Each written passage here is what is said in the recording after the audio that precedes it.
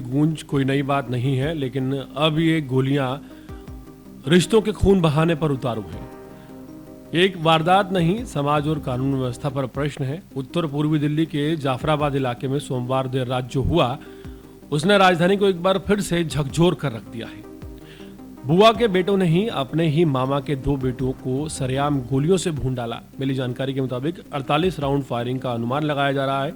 घटना जाफराबाद थाना क्षेत्र के चौहान बांगर इलाके की गली नंबर 17 के पास तकरीबन 1:30 बजे रात को हुई है। बताया जा रहा है कि नदीम और फजील स्कूटी पर जा रहे थे, तभी अचानक गोलियों की तड़तड़ाहट शुरू हो गई। पहल तो किसी को समझ में नहीं आया क्या हो रहा है, लेकिन जब एक के बाद एक गोलियां चलती गईं, करीब 48 राउंड गोलियां चलने की बात मीडिया रिपोर्ट्स में सामने आई है। ये कोई एक पल की घटना नहीं थी, बल्कि हमलावरों ने रुक रुक कर सोच समझ कर फायरिंग की। जैसे उनका मकसद डराना धमकाना नहीं, बल्कि सामने वाले को पूरी तरह से खत्म कर देना था। गोलियों की बौछार में दोनों भाई सड़क पर गिर पड़े।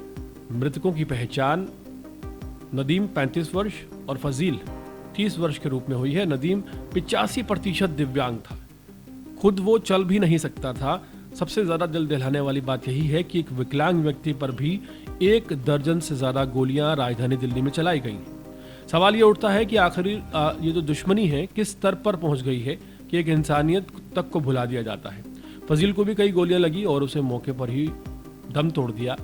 जाफराबाद थाने को करीब रात 1:30 बजे कल फायरिंग की सूचना मिली। सूचना मिलते ही पुलिस की टीम तुरंत मौके पर रवाना हुई। जब पुलिस पहुंची तो एक व्यक्ति की मौके पर ही जान जा चुकी थी। फजील का शव सड़क पर पड़ा हुआ था। नदीम गंभीर रूप से घायल था। परिजन उसे तुरंत जेपीसी अस्पताल लेकर पहुंचे, लेकिन डॉक्टरों ने उसे मृत घोषित कर दिया।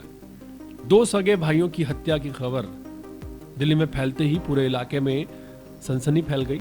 फॉरेंसिक टीमों को बुलाया गया, जिसने मौके से सबूत इकट्ठा किए। सड़कों और आसपास से गोलियों के खोल, जो कि बड़ी संख्या में बरामद हुए हैं, वो एकत्रित किए, जो इस बात की गवाही दे रहे हैं कि ये जो फायरिंग थी कितनी बेरहमी से की गई थी। इस दोहरे हत्याकांड में सबसे ज्यादा चौंकाने वाला मोड़ उस वक्त सामने आया जब मृतकों के परिजनों ने यह आरोप लगाया कि हत्या किसी बाहरी गैंग ने नहीं की है, बल्कि उनके ही रिश्तेदारों ने की है। मृतक के बड़े भाई ने साफ तौर पर कहा है कि इस वारदात को अंजाम देने वाला कोई और नहीं, बल्कि उनके ही बुआ का बेटा है। पुरानी रंजिश को लेकर यह हमला किया गया है। हालांकि रंजिश किस बात को लेकर थी, इस पर पुलिस लगातार जांच कर रही है। पुलिस ने इस मामले में तत्काल कार्रवाई करते हुए जाफराबाद थाने में भारतीय न्याय संहिता की धारा 103(1), 3(5) और आर्म्स एक्ट की धारा 25-27 के तहत मामला दर्ज कर लिया है। पुलिस अधिकारियों का कहना है कि शुरुआती जांच में ये जो मामला है पूरी तरह से आपसी रंजिश का लग रहा है, लेकिन जिस तरह से अंधाधुंध फायरिंग की गई है उसने कई गंभीर सवाल खड़े कर दिए।